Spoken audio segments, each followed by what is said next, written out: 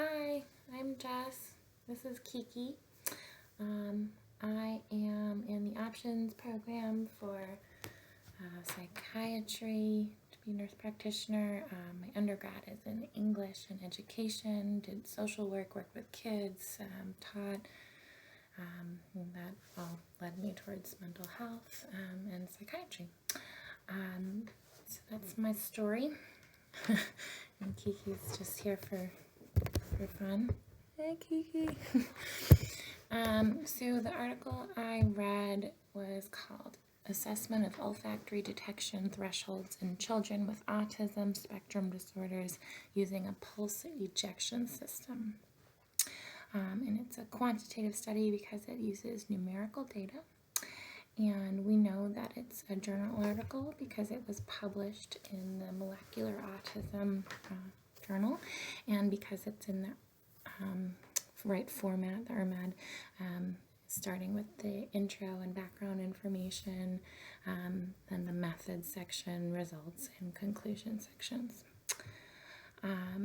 So what they were trying to find out is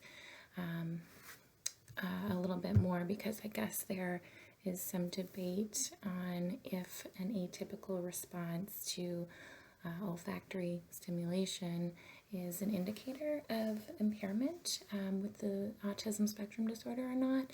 So they wanted to get more statistical data to say one way or the other if that was true.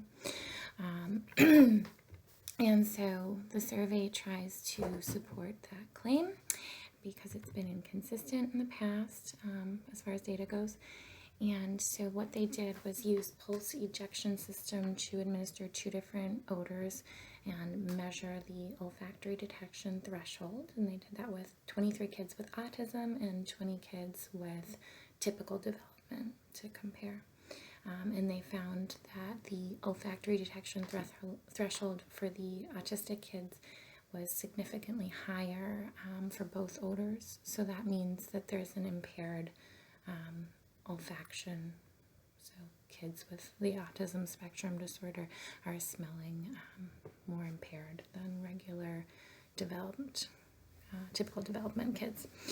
So that might help us in research as far as understanding autism, the disorder, the brain function, and maybe the connections between memory and smell and social etiquette and so on, and just understanding it further and how to treat it. That's my story. Thank you.